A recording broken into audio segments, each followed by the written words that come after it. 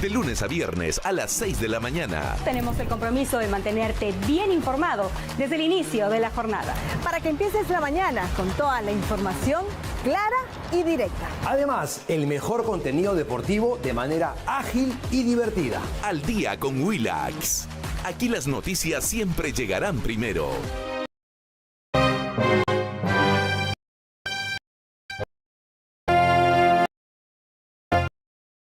Del...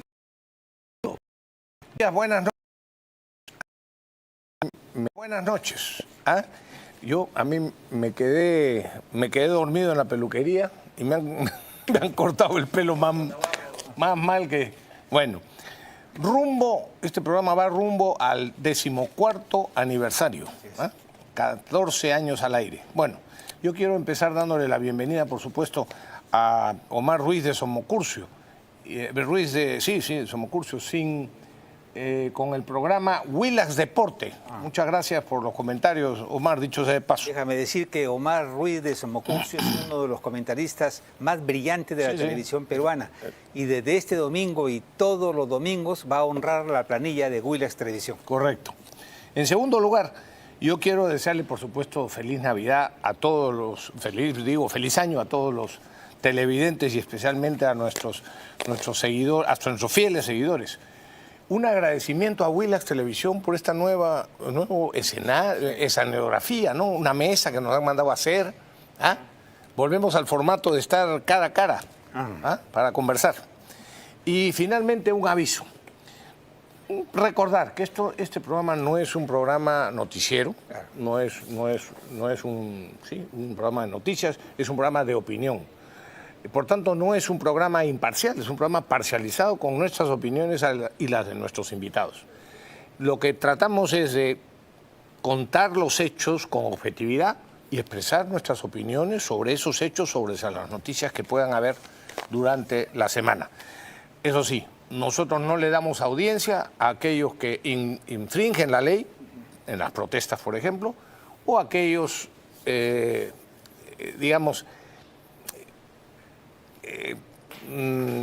iba a decir comunistas, pero no necesariamente, a esos populistas o demagogos, a quienes francamente les darán espacio en otros medios de comunicación, pero en este programa no.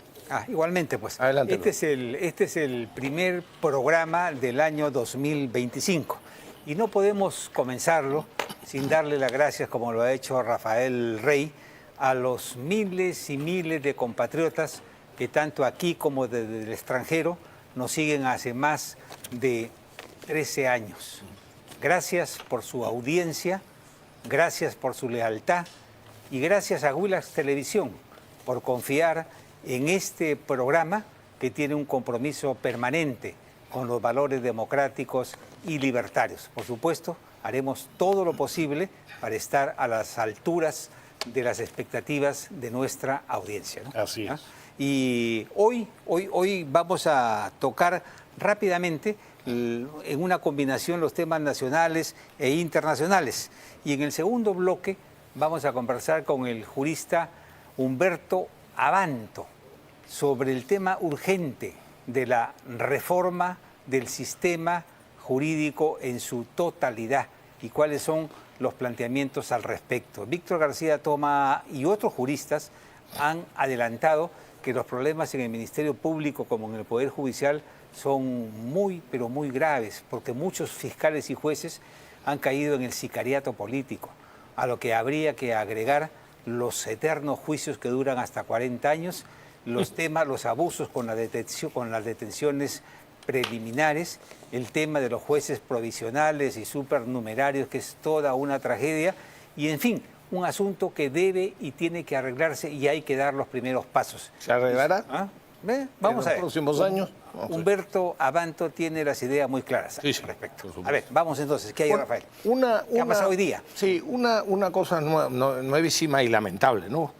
Que una vez más, otro atentado en la minera Poderosa, en Patás.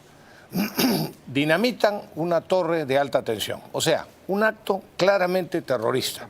Yo sé que ahí discrepamos, Pepe, pero yo sí creo que en este tipo de casos, para estas situaciones de violencia tan dramática y tan... Tiene que entrar la Fuerza Armada en apoyo de la policía. Habrá un costo, bueno, habrá un costo. No es meterse contra toda la minería ilegal, pero lo que no se puede es permitir que haya una falta de autoridad y un descontrol absoluto en este caso con las mineras y contra los trabajadores. No, yo tengo una posición con respecto al Reinfo, pero no una posición dudosa con respecto al terrorismo. En estos casos, la ley tiene que actuar con todo el peso de la formalidad, porque no se pueden admitir este tipo de vandalismos en nuestro país. Así es. En eso sí lo tengo muy claro, ¿no? Bueno, Ahora, y a nivel, por combinar las cosas, a nivel internacional, francamente, la primera noticia del año, lamentablemente, es la farsa de Maduro, ¿no? En Venezuela, ¿no? El tirano criminal y genocida de Maduro, que ha impuesto su nuevo periodo presidencial, entre comillas, y claro, hay países como, bueno, presidentes de países como México, Brasil y Colombia, ¿no? Que realmente dan vergüenza y hay que decirlo con toda su claridad. Para esos presidentes, por lo menos para los que he mencionado, Lula, Petro y Sheinbaum,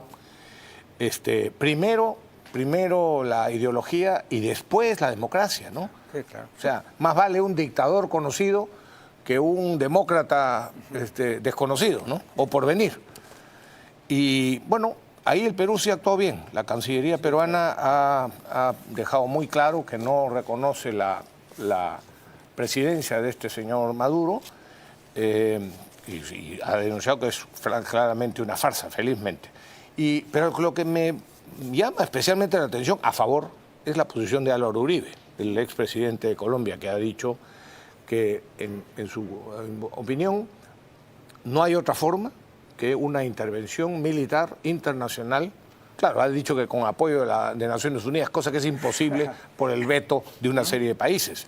Pero aún sin el apoyo de Naciones Unidas, con tal de que hay una serie de países en Sudamérica y en el mundo, en Europa, que estén dispuestos a librar a Venezuela de este tirano, yo creo que es una solución y además, lamentablemente, la única solución. Sí, claro, eso lo hemos sostenido aquí por meses, ¿no? Un pueblo desarmado y que marcha pacíficamente no tiene ninguna chance de poder sobrevivir ante una banda de criminales, ¿no? Así que los esfuerzos internacionales tendrían que centrarse en la presión, en quitarle las visas a todos aquellos que han estado, por ejemplo, en la juramentación. Si la Unión Europea y Estados Unidos se ponen de acuerdo en las sanciones económicas, se ponen de acuerdo en quitarle las visas, esa casta que gobierna Venezuela tienen su familia, viajan mucho, les encanta viajar a Europa y tienen sus hijos estudiando en las mejores universidades del mundo. Si se desbloquea ese camino y la presión se mantiene a nivel internacional, creo que podría haber alguna posibilidad de que esto pudiera terminar algún día, pero que ahí están y van a continuar, como lo alertamos hace meses nosotros también. Ahora, ¿sabes qué dice Cerrón? Nuestro partido saluda la juramentación del camarada Nicolás Maduro. Fíjate tú. Lo mismo dice el partido de Aníbal Torres y esta chica Anaí Durán, y lo mismo la bancada socialista de Bermejo. Estos son los mismos, que aquí hablan de democracia, de libertad y derechos humanos. Pero en los hechos envidian a Nicolás Maduro y cómo quisieran estar en el pellejo de Nicolás Maduro, porque les encanta un Estado autoritario y totalitario. Esta posición de los rojos en el Perú no es casualidad, ni es oportunismo. La democracia para ellos es una dulce florecilla que hay que aplastar, porque es el único obstáculo para alcanzar, según ellos, el socialismo. Para los comunistas, tengámoslo claro, el Estado es un órgano de dominación de clase y su meta fundamental, su objetivo fundamental, es el de consolidar el poder de la llamada burguesía y no soltarlo, así oprimir al pueblo, ¿no? Y entonces venden esta teoría y cuando por casualidad llegan al poder, ¿qué es lo que hacen estos caballeros que hablan de democracia, de libertad y de derechos sindicales y humanos? Lo primero que hacen es una nueva constituyente. De ahí... No es una constitución, mediante una constituyente. Así es. Y luego a corrompen Fuerzas Armadas, fuerzas policiales, copan todas las instituciones y no los sacan nunca más. La única forma en que los puede sacar es a balazos o con una intervención internacional, ¿no? Mientras eso no pase, todo lo demás es pura ilusión, ¿no? La lección creo que debemos de extraer nosotros es que debemos mirarnos en el espejo de Venezuela, en el espejo de Nicaragua, de Cuba, de Bolivia, que es lo que por donde habríamos transitado nosotros si el golpe de Estado del señor Pedro Castillo hubiera tenido alguna posibilidad de éxito. Aquellos, yo leo en la prensa los comentarios, ¿no? Y aquellos que dicen que el pueblo unido jamás será vencido, le digo depende. Si se trata, como en el caso de Venezuela, de hombres muy valientes, muy decididos, pero desarmados, no tienen ninguna chance. Recuerden ustedes que cada vez que ha habido un golpe de Estado de derecha, por ejemplo, ¿no? Por lo general entregan el poder al cabo de un tiempo. Por ejemplo, Pinochet, ¿no? Pinochet se extiende pues, cuando hay dictaduras, sí, pero lo ceden. Sí, Pinochet en 1988 hizo una consulta popular. Sí, claro. Le preguntó y ganó. Le preguntó a los chilenos si podía alargar su mandato. Sí, continuar le dijeron que no. Y el 54.6% de chilenos le dijeron no. ¿Y qué hizo Pinochet? ¿Se atrincheró en el poder? No. Es decir, convocó a elecciones y le entregó el poder a Patricio Aylwin de la democracia cristiana. Lo mismo pasó en Argentina con Raúl Alfonsín. ¿Y aquí? El presidente de la Junta Militar le entregó el poder también. Aquí Morales Bermúdez entregó el poder también. En Uruguay en 1984, lo mismo, ¿no? Díganos qué dictador, ¿no? ¿Qué dictador de izquierda ha dejado o ha convocado elecciones de propia iniciativa? Y leía también las declaraciones del secretario general de la OEA, el señor Luis Almagro, también conocido como el doctor Palabras, solo palabras, ¿no? Él dice, si la democracia se respetara, González Urrutia sería presidente. Colón, ¿no? Y luego califica la situación de Venezuela como crítica, ¿no? Y rechazó la posición del señor Maduro y resaltó que lo que tenemos por delante, el reto que tenemos por delante es consolidar una cultura democrática en América Latina. Eso significa pues que Maduro se queda hasta que le salgan la última cana, hasta que su hijo sea heredero, ¿no? Eso es lo que creo que esto es lo que plantea el secretario general de la OEA, Luis Almagro, ¿no? Y yo me quedo con lo que dice Bukele, pues, ¿no? No confíen en los organismos internacionales, no confíen en la OEA, no confíen en las Naciones Unidas, está compuesta por burócratas, está compuesta por vividores y sinvergüenzas que lo único que hacen es vivir suntuosamente mientras se disfrazan, ¿no? de demócratas, de luchadores por la libertad, y cuando las papas queman no hacen absolutamente nada. El mensaje para Venezuela es que si ellos no se organizan, que si ellos no se deciden a luchar por su país y por su libertad, bueno, lo que les queda son las cadenas, ¿no? O la intervención armada. O la intervención armada, que yo la veo difícil. Porque Trump no... Sí, difícil por supuesto. Trump, no te olvides pero que por Trump, menos Estados Unidos ingresó a Panamá y sacó a Omar Torrijos. Trump habla mucho, pero él es un negociador. Él cuando habla de Groenlandia, por ejemplo... Sí, es verdad. Es para negociar. Es negociador. ¿no? Ya entró en una etapa de negociación. Cuando habla que Canadá debería ser un estado más de la Unión Americana, lo que está buscando es una frontera militarizada y donde no puedan entrar los migrantes, ¿no? Cuando le dice a México que le va a dar el 25 o el 100% le va a subir los aranceles, está negociando, porque va a negociar. Sí, claro, igual con China. Y con lo de Venezuela, él va a preguntar, ¿quién está mandando en Venezuela? El señor Maduro. ¿Quién los ha puesto en el poder? El pueblo venezolano. ¿Y yo por qué tengo que sacar las castañas del fuego? ¿Yo por qué tengo que mandar tropas y comprarme una guerra? No, él que es muy pragmático. Y además de eso, Estados Unidos tiene algún problema para tratar con Vietnam, tiene algún problema para tratar con China, tiene algún problema para tratar con Rusia, ¿no? No pues, no. Entonces, ¿por qué se compraría el pleito con Venezuela? Nosotros decimos, debería de comprárselo. Si mete sus narices en todas partes, métanla pues en América Latina a favor Sí, porque de la democracia, ¿no? se meten en Kuwait, se meten en, claro, en Irak, así. ¿no? Claro, por petróleo. Claro. Bueno, en Venezuela también hay petróleo. Lo que pero pasa es que Estados Unidos no necesita petróleo ni gas. Claro. Estados Unidos No, de acuerdo. Bueno, pero espérate, hoy es el primer productor del mundo claro. de petróleo y de gas. Sí, por supuesto. Y es el único y las país reservas que tienen son impresionantes. autosuficiente. Sí, yo sé. No necesita de nadie, en realidad. Yo sé. Entonces, que se compren el pleito lo dudo. Sí van a ir a las presiones diplomáticas muy fuertes, van a ir a las sanciones muy fuertes también, ¿no? Y posiblemente Pero no creo que eso retirar las visas a todos los militares y a los altos mandos que rodean a este delincuente, ¿no? Por ahí puede ir. Y Sí, lo que va a suceder es eso, pero no va a ser solución, como no fue solución todas esas medidas que se tomaron en su momento contra Cuba. Claro, y si los partidos y si los gobiernos que no han mandado sus representantes, solamente han ido 2, el de Cuba y el de Nicaragua. Después no ha ido ningún presidente, hasta Lula, Petro. Y no han ido. No han ido. Pero, Han sí. mandado a su embajador. Su embajador, sí, yo sé. Como una cortesía, ¿no? Pero lo que hay es una especie de un apestoso en el continente. Pero si los países se animasen a romper relaciones diplomáticas con Venezuela y a aislarlo internacionalmente como un paria, entonces sí, podría haber una reacción de los propios militares venezolanos y podría dársele valor al pueblo para una lucha más consecuente, más dura, más difícil. No estoy tan seguro. Mientras eso no suceda... A ver, ningún general, Pepe, va a traicionar. Además, son cientos. Muy difícil. Pero en cambio, en una intervención militar con una fuerza internacional, yo sí creo que los soldados, es decir, las tropas, los que tienen que disparar, sí se podrían rebelar. Ahí sí. Pero bueno, veremos. Pero lo que es increíble es que haya que conformarse con que Venezuela es otra Cuba, ¿no? Y aquí no lo olviden, inaceptable. Nos hemos salvado a las justas, Sí. a las justas y de milagro. Gracias de ir por ese camino. Gracias al propio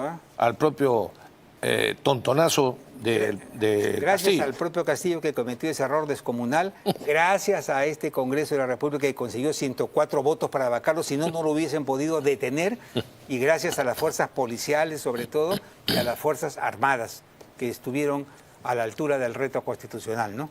De otra manera, Sí. habría en estos momentos millones y millones de peruanos buscando a dónde irse a vivir, porque aquí no tendría posibilidades, ¿no? Con una dictadura neosenderista, ¿no? Efectivamente. Bueno, y se nos viene un año, Rafael, Sí, electoral, básicamente. absolutamente electoral. Básicamente. Un año interesante en muchos sentidos. En abril, por lo pronto, van a suceder 3 hechos importantes. Primero, Dina Boluarte tiene que convocar el 12 de abril las elecciones generales para el año 2026. Ya es la convocatoria oficial. Ese mismo mes, en abril, se cierra el padrón electoral. RENIEC cierra el padrón electoral. Así que los que no están al día o están mal, arreglen, aún tienen tiempo. Y vence el plazo máximo para que se publiquen, para que el Congreso ya no pueda dar leyes que puedan influir en el próximo proceso electoral. En mayo terminarán las conversaciones de las alianzas que pudieran haber en el próximo proceso electoral, y rápido, porque en junio y julio tienen que escribir sus alianzas ante el Jurado Nacional de Elecciones, y luego vendrán las tachas y todo lo demás, ¿no? Después del 28 de julio, por razón de lógica, ya no se puede vacar al presidente, ¿no? Y el último año de gobierno, dice la Constitución, no cabe la vacancia de por ningún motivo. Al Congreso tampoco, así que ahí la historia está concluida, ¿no? Y en agosto y noviembre es el momento de los precandidatos, de las luchas internas, de los congresos partidarios, si es por elección directa o es por delegados, ¿no? En fin, ya eso es agosto, noviembre. Y en diciembre es la fecha límite para la inscripción de fórmulas y listas de candidatos para las elecciones generales de 2026. Y en enero, se supone, comienza a fuego rápido la campaña electoral. Yo les digo que los partidos serios terminan su campaña electoral en enero, y lo demás que sigue es un repaso nada más de sus posibilidades. Los que recién comienzan su campaña ahí están muertos. Y luego se ha calculado que va a haber unos 50 partidos políticos inscritos si esto no pasa en la valla del 5%, que no la van a pasar, 47 de estos partidos van a desaparecer después de las elecciones generales. Y van a quedar 5 o 6 partidos, eso es todo. Pero van a haber más o menos unos 8.000 postulantes, 9.000, 13.000 en total. Es una barbaridad, ¿no? Es una barbaridad, ¿no? Van a haber 6.300 candidatos para diputados, 2.980 para el Senado, ¿no? Y vamos a ver cuántos, unos 20 candidatos a la presidencia, ¿no? Yo me imagino que este es el cálculo que ha visto Dina Boluarte y por eso les pide a los futuros candidatos que por favor, dice, ¿no? En lugar de agarrar de piñata al gobierno, se enfoquen en sus propuestas de gobierno y en llevar candidatos serios al Congreso, ¿no? Pues, por supuesto que no le van a hacer caso, ¿no?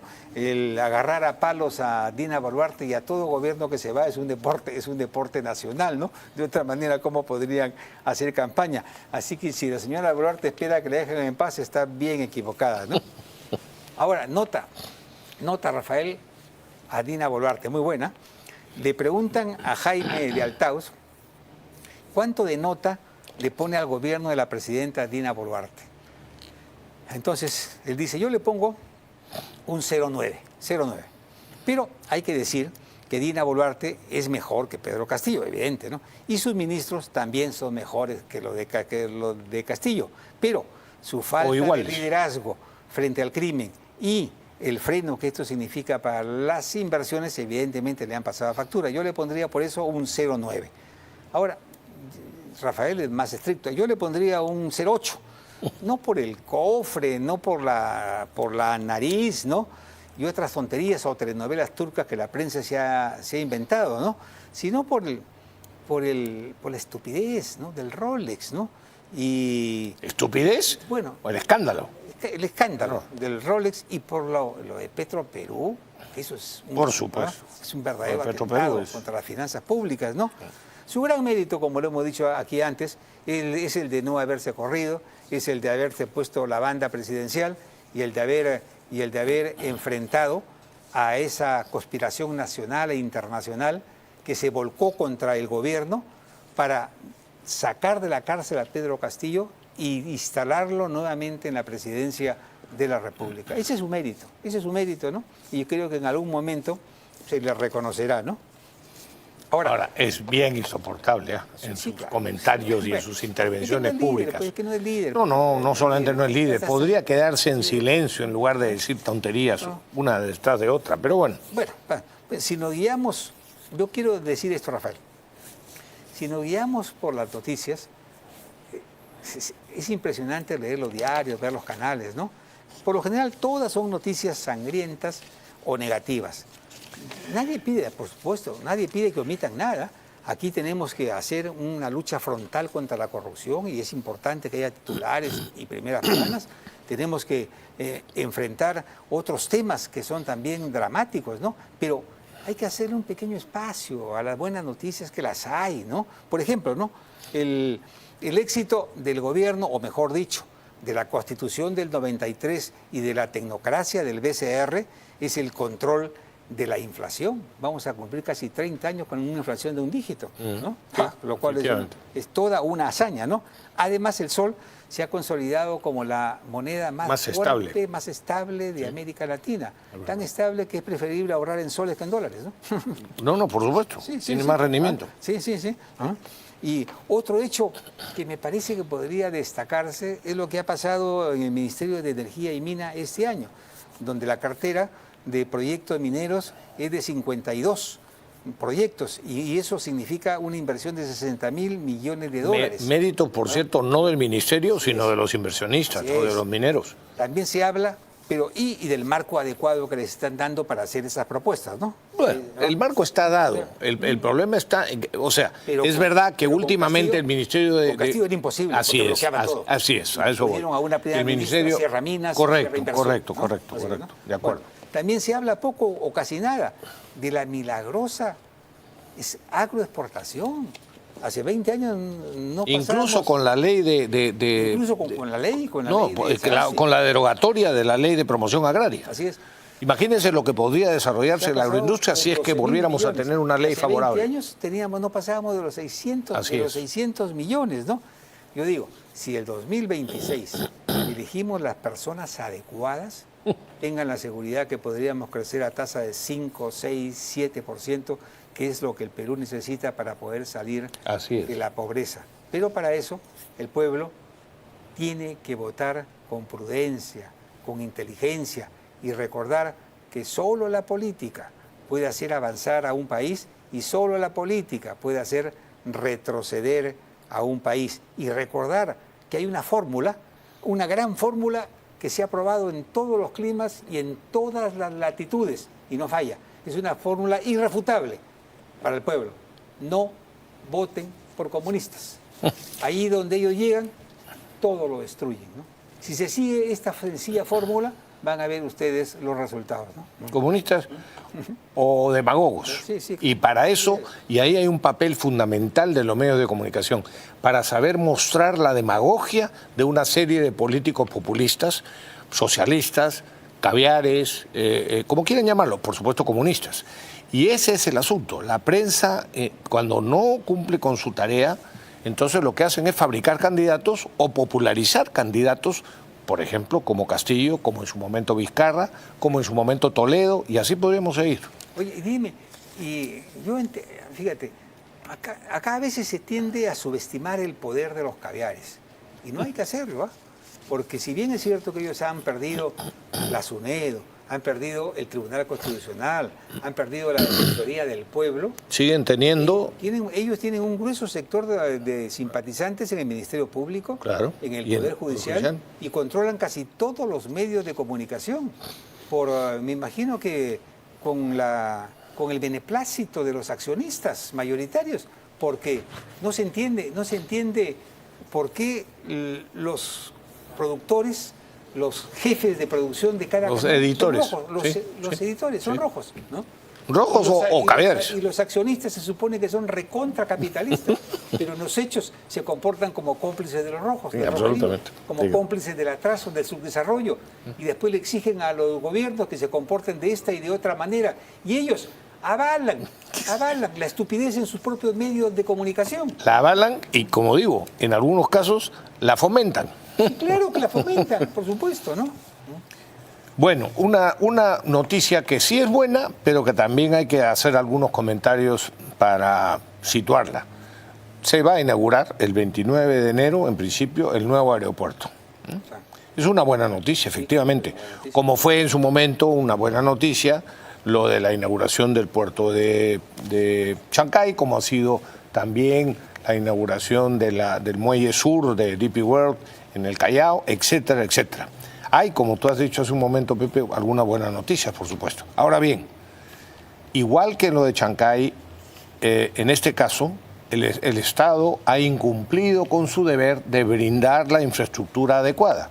Por eso, el ingreso ahora, a raíz a partir de la inauguración, el ingreso al nuevo aeropuerto va a ser a través de unos puentes temporales, y tú sabes que en el Perú lo temporal se convierte lamentablemente en definitivo, unos puentes temporales para cruzar el río por la avenida Morales Duárez, porque el puente del ingreso definitivo está más al oeste, digamos, no está todavía preparado ni va a estarlo para la inauguración.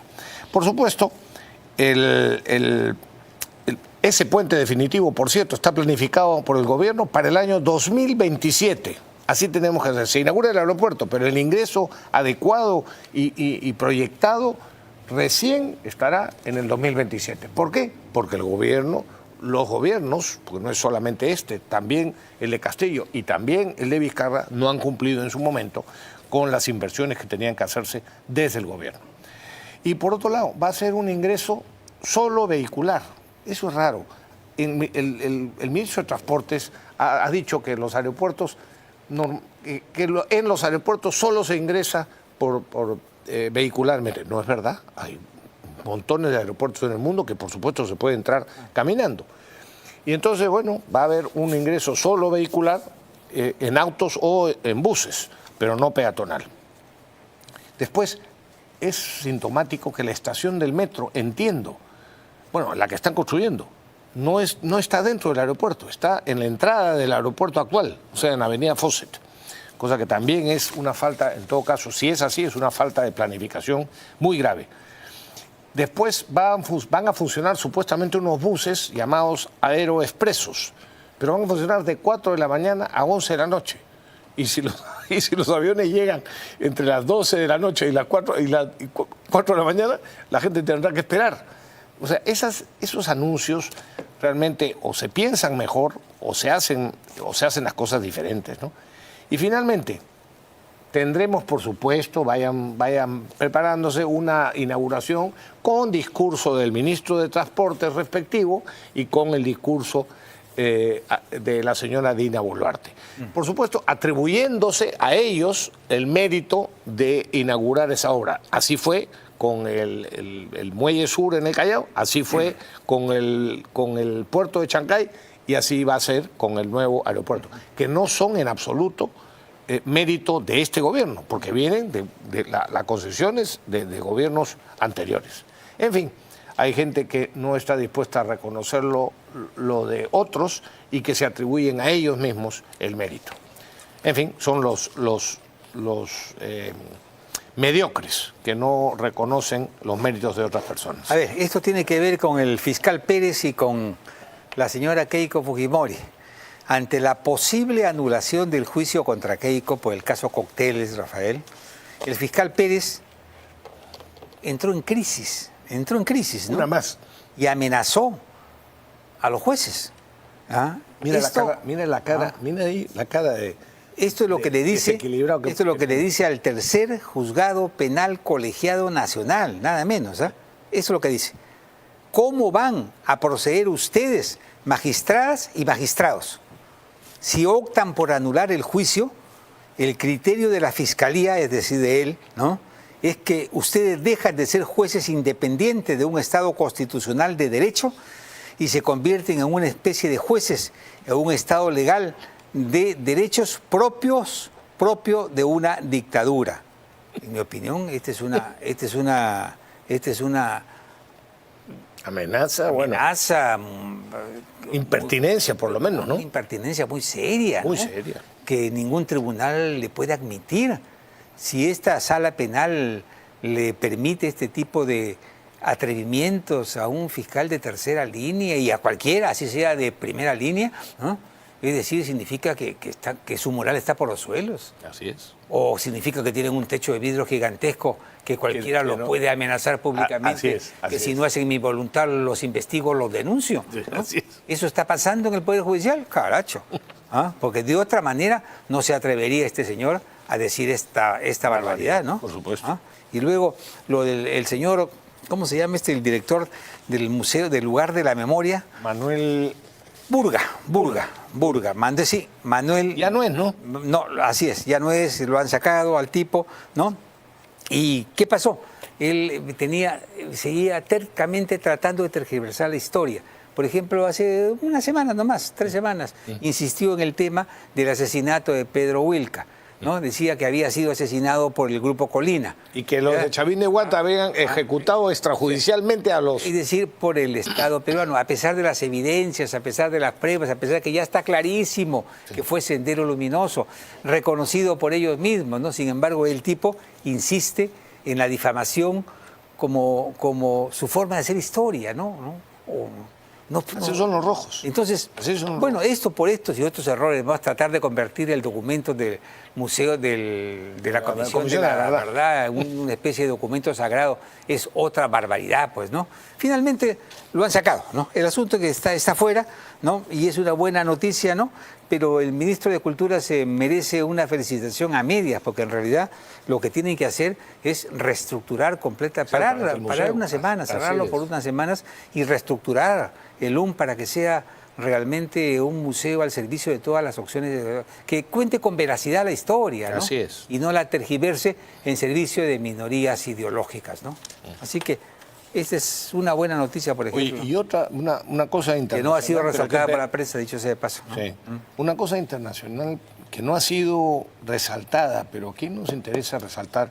Nosotros hemos sido víctimas, Pepe, de censuras en Twitter, en Facebook y en ¿cómo se llama? El YouTube. En la época de la pandemia, cuando denunciábamos, por ejemplo, las consecuencias, o sea, los efectos secundarios de las vacunas, éramos claramente censurados. YouTube nos suspendió no solo al programa, suspendió al canal varias veces porque mencionábamos estos temas. Bueno, el señor Zuckerberg, Mark Zuckerberg, que es el dueño de Facebook, acaba de reconocer en Estados Unidos expresamente, él personalmente, que sí, efectivamente, la administración Biden, es decir, el gobierno americano, en esos momentos, lo presionó para que censuraran cualquier crítica a esas vacunas. Cualquier. Es una censura criminal que algunos médicos en Estados Unidos han puesto denuncias, incluso penales, que van en su momento esperemos, a hacer justicia a tanta gente víctima de consecuencias gravísimas de lo mal que por lo menos de esta censura criminal que ejercieron una serie de los medios y las redes sociales. Y ha reconocido también públicamente que el equipo de revisores de los textos que se publicaban tenían un sesgo ideológico clarísimo, ¿no? Y que eso no permitía una verdadera libertad de prensa, y por eso para evitar presiones, ha sacado lo central de su empresa y se la ha llevado para Texas, donde puede actuar con total compromiso. Algunos dicen que es por temor a Trump. También, puede ser, ¿no? Bueno, puede ser, pero Elon Musk es un cambio bien importante, para el libre juego de las ideas, ¿no? Sí, pero bien vergonzoso la parte de las... Bueno, primero las propias declaraciones, el reconocimiento. Es vergonzoso el que se hayan dejado manipular y hayan hecho caso a una presión del gobierno americano. Pero encima dice como excusa, yo normalmente, en esas declaraciones, en la entrevista, dice, normalmente yo actúo más profesionalmente. Pero en esta ocasión, la verdad que sí, que fue muy alta la presión americana. Es decir, es increíble y aquí lo denunciamos. Ahora se empieza a conocer la verdad. Bueno, tenemos que hacer una pausa, pero no sin antes decir que hay algunas expresiones de reivindicación histórica en el fujimorismo, porque la Comisión Permanente ha aprobado reponer la firma de Alberto Fujimori. Bueno, la verdad que no era importante, porque siempre será la constitución de Alberto Fujimori, pero ahora... por lo menos muestra la estupidez de haberle retirado la firma en su momento. Eso nunca se ha hecho en la historia del país y dudo que se haya hecho en otro país de América Latina. Retirar la firma del presidente que firmó la Constitución. Eso no se ha hecho nunca, ¿no? A nadie le importa que el señor Barba no haya firmado la Constitución. Sí, así es. Stalin se hacía eso. Sí, claro. Que desaparecía sin ningún problema de un plomazo de los registros. Vamos. Amigos, tenemos que ir a una pausa, pero regresamos con el jurista Humberto Abanto sobre el tema de la crisis del Poder Judicial y la reforma urgente que se necesita para esta institución.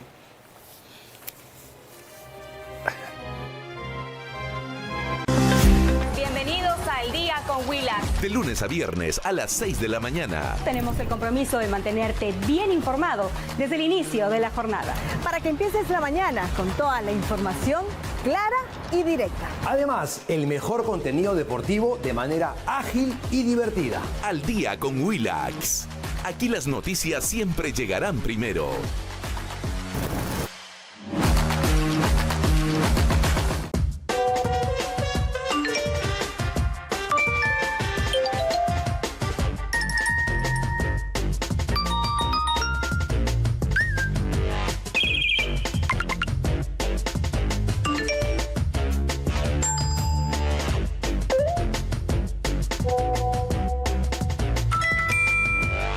¿Pueden dejar de escribir tanta tontería junta? Escúcheme, no se olviden que empezamos a las 5 de la tarde este lunes con Entrometidos. Y la verdad que espero que estén listos, porque yo no lo estoy. Entrometidos con Gianpiero Díaz. Estreno este lunes solo por Willax.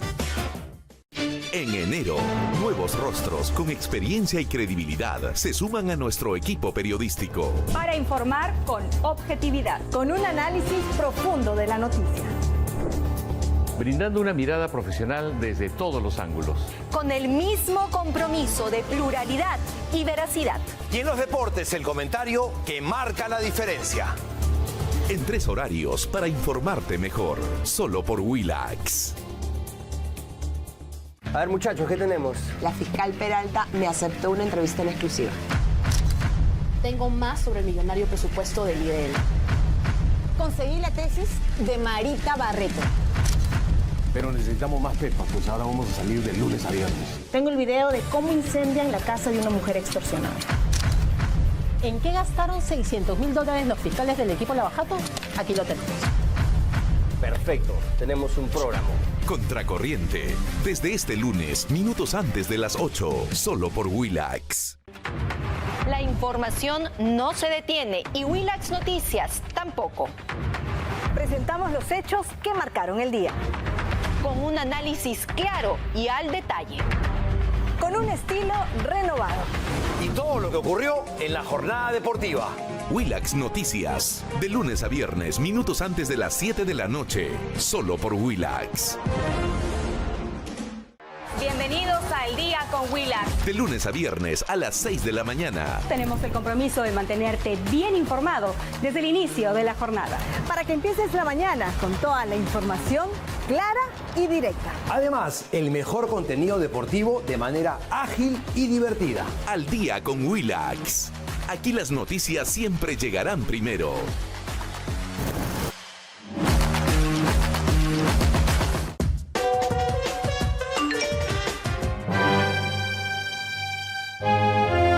Por si acaso, amigos televidentes, yo no tengo ningún problema de salud. Es el corte de pelo. Nada más. Dicen que están en las redes diciendo qué le pasa a Rafael Rey, que está enfermo. Estuvo en España y por ahorrarse unos euros se fue donde un carpintero y ahí está para las consecuencias, ¿no? Aquí en el Perú sí hay peluquero de verdad, carajo. Y le cobraron 25 euros todavía por eso. 23. Y yo te hubiese cobrado 2 euros para hacerte esa misma vaina. Hasta yo me hubiera cortado mejor. Bueno, ahí estamos con Humberto Abanto. Humberto Abanto, encantado pues, de estar contigo para tratar el tema que hemos anunciado, el tema de la reforma del sistema jurídico, ¿no? Hoy día a la señora Yanek Tello, presidenta del Poder Judicial, le han hecho una entrevista a 2 páginas en el diario El Comercio. La entrevistó Milagros Leiva. Ella ahí no reconoce que haya una crisis en el Poder Judicial, tampoco que haya malos jueces, y con respecto a los acuerdos de capacitación con el IDL, dice que, bueno, habrá una revisión de todos los convenios, ¿no? Y sobre los jueces provisionales, dice, y los supernumerarios, dice que no representan que no representan un gran problema, ¿no? Reconoce a los abusos de la prisión preventiva. Podría haber, dice, no digo que no, pero creo que es necesario recuperar la educación y la decencia. Y Milagros Leiva le replica, y el decoro, señora, ¿no? Bueno, el caso Lavajato, le dice Milagros Leiva, es una vergüenza. Todos los grandes tiburones están libres, ninguno está preso. ¿No deben hacer ustedes un mea culpa? Y ella responde, yo no estoy diciendo que no, he comenzado diciendo que tenemos una corresponsabilidad. ¿Verdad? Una entrevista decepcionante por su tibieza, ¿no? Y por su... Es que lo preocupante es que tengamos una presidenta del Poder Judicial como ella. Y por su ceguera en no ver la profundidad de la crisis en la que se encuentra todo el sistema jurídico, ¿no? Bueno, a ver, Humberto, el Sistema Nacional de Justicia está en una crisis muy profunda. El Sistema Nacional de Justicia está compuesto en realidad de 4 elementos, porque todo el mundo cree que solamente hay que cargar la tinta a los jueces y fiscales, o sea, son jueces, fiscales, procuradores y abogados, porque no hay que ponerse de lado. En el tema del Poder Judicial la cosa es muy sencilla. O sea, basta con revisar la carga procesal. Basta con revisar, por ejemplo, cómo ha fracasado la reforma procesal penal. Y ha fracasado porque los jueces no han sabido manejarla. Estaba hecha para reducir la carga de juicios Y los jueces de investigación preparatoria se han convertido en la mesa de partes del Ministerio Público y todo pasa a juicio. Todo pasa a juicio. Es muy raro. Son rarísimos. Que algo se archive. Que un juez declare el sobreseimiento o una excepción de improcedencia de acción. La propia Corte Suprema comete monstruosidades por no liberar a Mario Castillo Freire en el caso de los árbitros. Dice que un árbitro se puede coludir. Para que haya colusión se requiere un proceso de contratación y se tiene que ser autoridad administrativa, como ellos mismos lo dicen. Un árbitro no es autoridad administrativa, no es un funcionario administrativo, ejerce función jurisdiccional como un juez. O sea, resulta que, la sala que revisa la anulación del laudo también podría coludirse, según esa lógica. Claro. Pero esas cosas hacen. Y los jueces que inaplican las leyes porque se sienten por encima del poder representativo de la voluntad popular.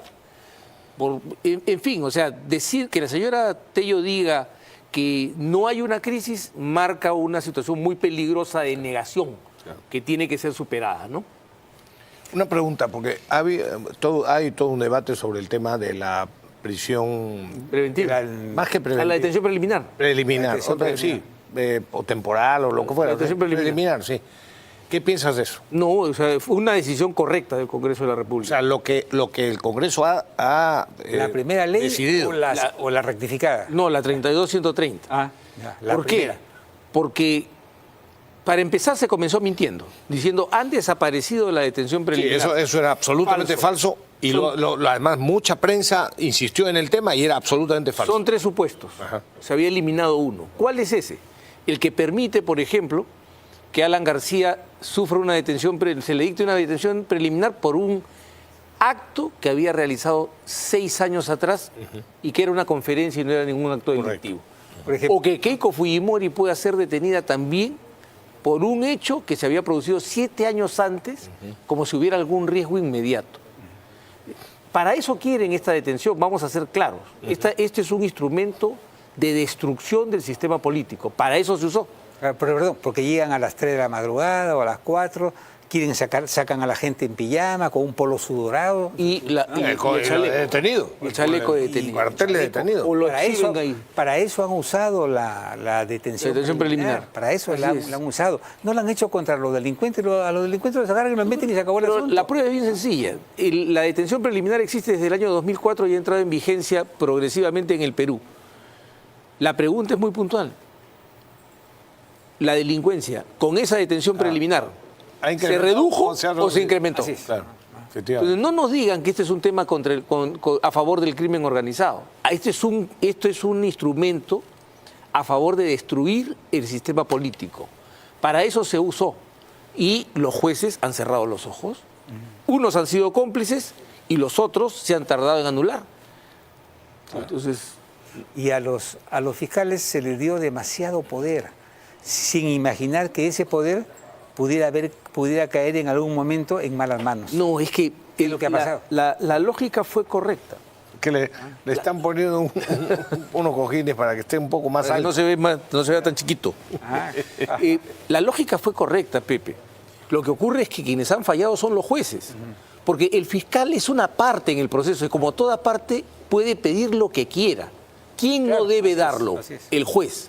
Entonces, hemos tenido casos, voy a repetir el caso de Alan García. Alan García es mandado a una detención preliminar que provoca su muerte porque había ejercido un derecho humano, que es el derecho de asilo. Sí, claro. Y el juez, en su ignorancia de los derechos humanos, dice que eso es peligro de fuga. Sí. Cuando la persona que solicita un asilo se pone en una alegación diplomática, no sale del territorio nacional y espera la decisión del Estado al que le ha requerido el asilo.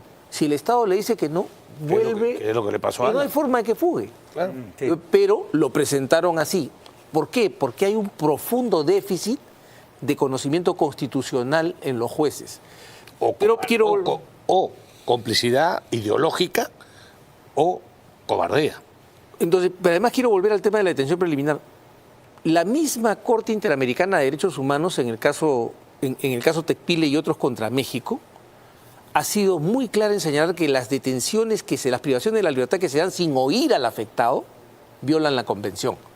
Pero los mismos que usan los fallos de la Corte Interamericana para perseguir policías y militares son los que no acatan, ni entienden, ni aceptan el pronunciamiento de la Corte Interamericana de Derechos Humanos en ese caso. Efectivamente.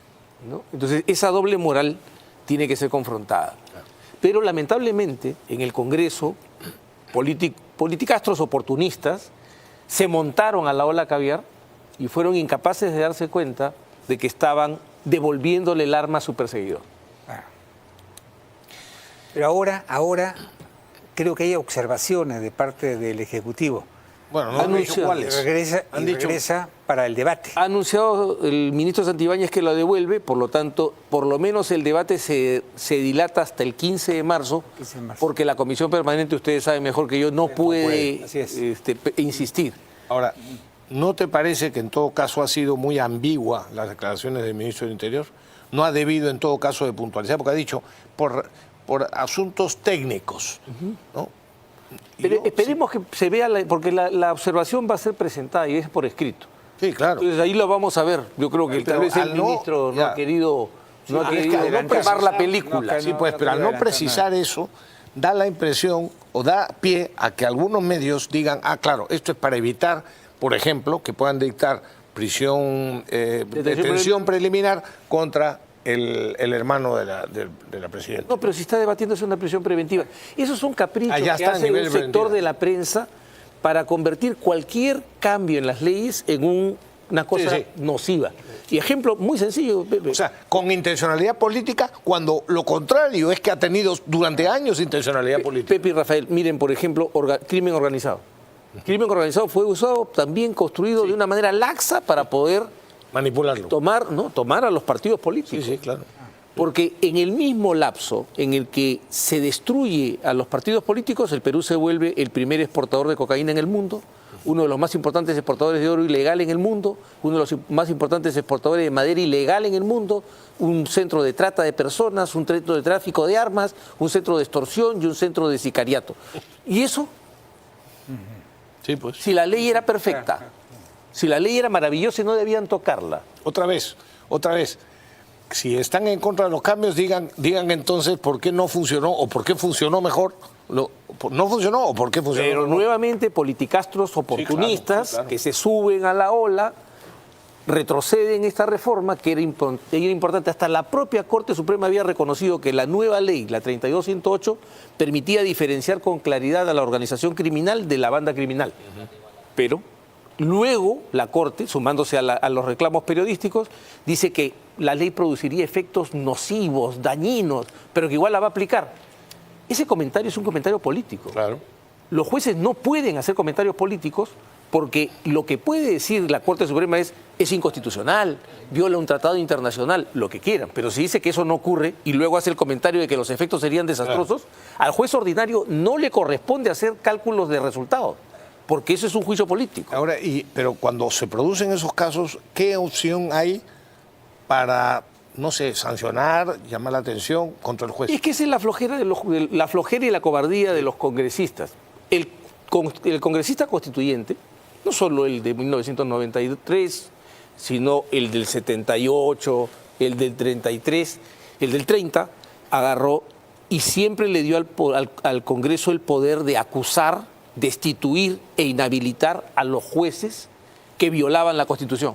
Y un juez que hace juicios políticos sobre una ley está violando la Constitución. Pero por eso le faltan el respeto. Por eso es que jueces y fiscales pasan por encima del Congreso de la República, porque el Congreso de la República es un Congreso eunuco. Claro, efectivamente. El asunto es, ¿cuál es la solución? ¿Cuál es la alternativa? ¿Qué cambios o qué primeros pasos se pueden dar para ir a la reforma del sistema jurídico en su conjunto? Pero eso nos lo responde después de la pausa. Quiero una pausa, sí. Vamos.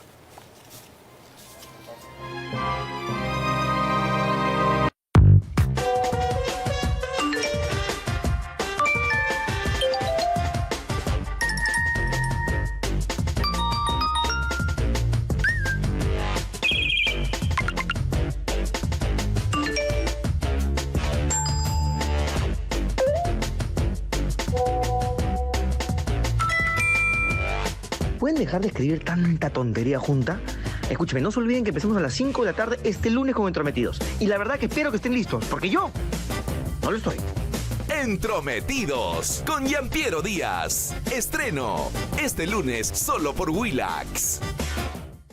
En enero, nuevos rostros con experiencia y credibilidad se suman a nuestro equipo periodístico. Para informar con objetividad. Con un análisis profundo de la noticia.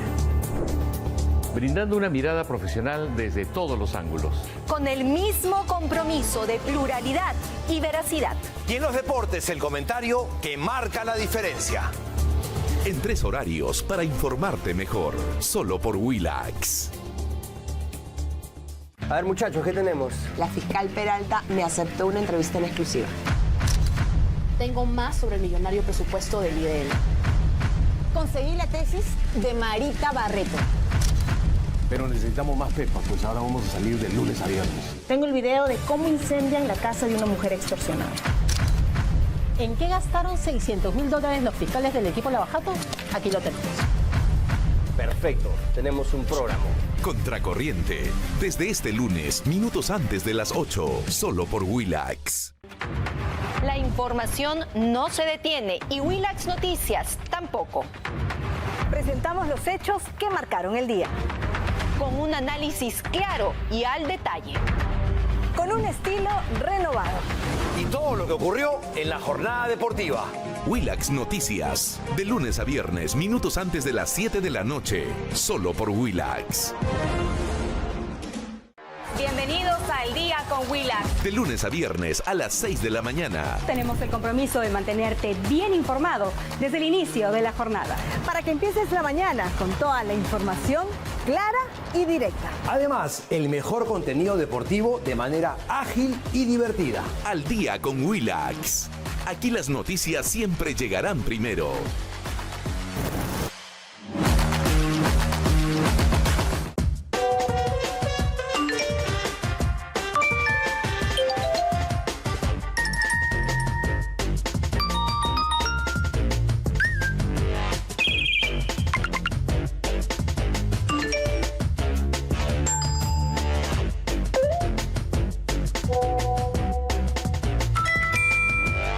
¿Pueden dejar de escribir tanta tontería junta? La pregunta quedó en el aire. ¿Qué hacemos, doctor? A ver. Rápido. Primero, el Congreso tiene que darle facultades a la nueva Junta Nacional de Justicia para que revise y anule todo lo que hizo la Junta anterior desde que quedó ilegalmente constituida. Ajá. Porque todo eso es nulo. Ha sido hecha por una Junta que no tenía... que no tenía la composición dispuesta por la Constitución. Ese primer punto es crucial, porque ahí hay designaciones, ratificaciones y sanciones. Hay que recordar que faltando 3 días para irse, han designado fiscales supremos adjuntos. Sí. Eso tiene que verlo la Junta Nacional de Justicia. Segundo, tenemos que ir a una reforma muy profunda.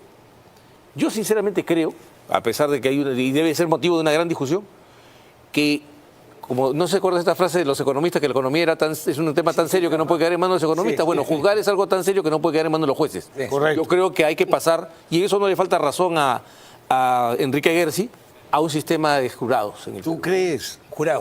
¿Sí? De jurados. Ya, porque Enrique es de la elección de los... No, la elección popular de los... Yo no estoy de acuerdo con la elección popular de los jueces. Yo tampoco. No, pero sí creo que ese punto resulta crucial, porque el Perú históricamente ha tenido justicia con participación popular solo en los 500 años que de este tiempo ha sido juez técnico. Y hemos intentado 1000 reformas con el juez técnico y no funciona. Entonces no funciona el juez técnico. Lo evidente es que el juez técnico no funciona. Dejar la justicia en manos de los jueces no es bien complicado, ¿no? Si pudiera agregarse el factor jurado, sería bien interesante. ¿Eh? Claro. Bien interesante. Entonces ahí va un punto. Y luego tenemos que revisar todas las normas. Eso es un poco más largo. Y bueno, eso toma lamentablemente. Y también se requiere gente pensante, mejor pensante en el Congreso, ¿no? De eso es decisión del pueblo. Bueno. ¿Cómo estamos? A ver, por favor, la primera plana de los diarios que vamos a publicitar, ahí está Expreso. Milei arrasa con la burocracia, ¿no?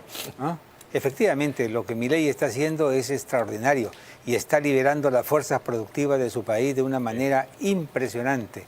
Y ha bajado el nivel de pobreza del 50 y tantos por ciento al 38%, y la inflación está ahora en 2.1 mensual, o 1.97, ¿no? Pero está haciendo cosas muy grandes y sin mayoría, y no tiene ninguna gobernación, porque no ganó, tiene minoría en diputados y minoría en el Senado, pero tiene al pueblo con él. Pero además tiene unos poderes extraordinarios como el presidente de los Estados Unidos. Puede dictar órdenes ejecutivas. Es una constitución presidencialista. A la americana. Claro, es una copia de la constitución americana. ¿no? ¿Cómo le llaman en Estados Unidos el decreto? Órdenes ejecutivas. Órdenes ejecutivas. Pero además de eso, tiene el respaldo del pueblo. Sí, no, claro. ¿No? Así que, y en las elecciones intermedias que van a ser en un año. Y además, y en el caso de Milei, no lo pueden acusar de falsear o de haberles mentido. Él les ha dicho expresamente lo que pensaba hacer, y eso es lo que está haciendo. Bueno, y estaba también el titular de La Razón. Ahí estaba. Ahí está. Hay mentiras contra Alves, ¿no? Hay mentiras contra Alves. Bueno, lo que hemos comentado, en parte lo que hemos comentado ahora, ¿no? Pero hay video inédito de testimonio de Jorge Barata, se tumban falsas acusaciones de fiscales. Sí, bueno, eso se conoció una cacería también. Fue una cacería. Claramente una Todos sabemos que fue una cacería. Fue una inducción al suicidio clarísima que tiene que investigarse hasta las últimas consecuencias y habrá responsables. No, pero la señora Espinosa no le abre la investigación a nadie, por si acaso. No, claro. Hasta ahora. Claro que no. Hasta ahora. Ni lo hará. No la va a hacer. Sí, vamos a ver.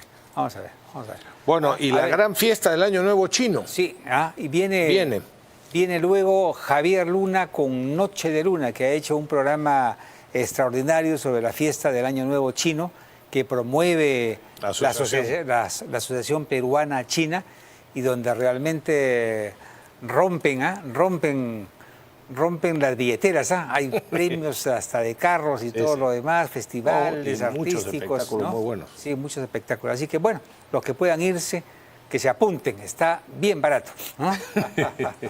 Amigos, listo, nos tenemos que ir. Tenemos que concluir. Ha sido un gusto estar con ustedes. Nos vemos el próximo domingo en vivo y en directo como siempre. Doctor Abanto, muchas gracias por el privilegio de haber contado con su presencia.